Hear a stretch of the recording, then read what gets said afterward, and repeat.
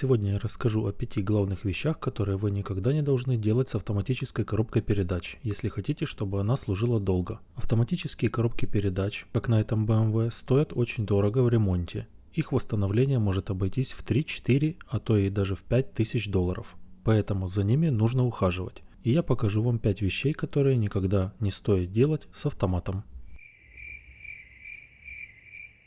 Во-первых, никогда не преодолевайте участки с высоким уровнем воды. И вот почему. Видите эту маленькую черную деталь? Это вентиляционное отверстие. У автоматических коробок должны быть вентиляционные отверстия, потому что жидкость внутри нагревается, расширяется и сжимается, и нужно сбрасывать давление. Если вы проедете через воду, через это отверстие может засосать воду внутрь коробки, а вода и автоматическая коробка несовместимы. Иногда, если повезет, можно заменить жидкость, промыть систему, и коробка будет работать дальше, но часто вода полностью уничтожает трансмиссию, и вам потребуется новая. Второе, чего никогда нельзя делать, это случайно переключать селектор из режима движения вперед на задний ход, пока машина движется. У этой BMW селектор находится внизу. Если у вас так, убедитесь, что вы случайно не включаете заднюю передачу во время движения, потому что это уничтожит коробку.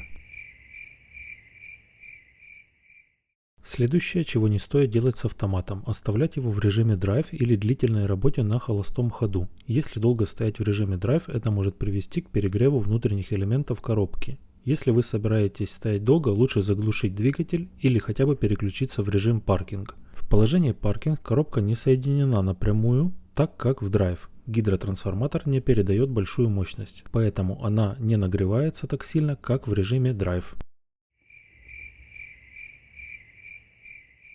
Еще одна плохая привычка – постоянно делать пробуксовки, бурнаутс. Это одно из худших действий для автоматической коробки передач. И, конечно, пробуксовки вредны для любой машины. Для машин с механической коробкой это тоже не на пользу.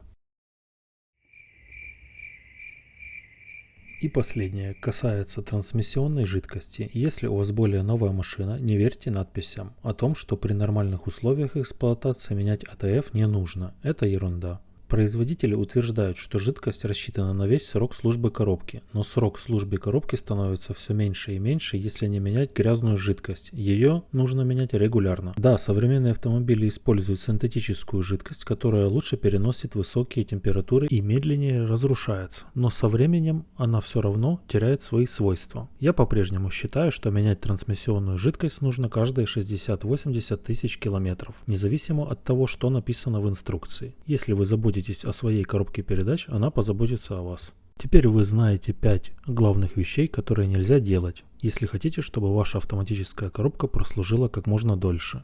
Если не хотите пропустить мои новые видео о ремонте автомобиля, не забывайте нажать на колокольчик и подписаться на канал. До встречи на канале.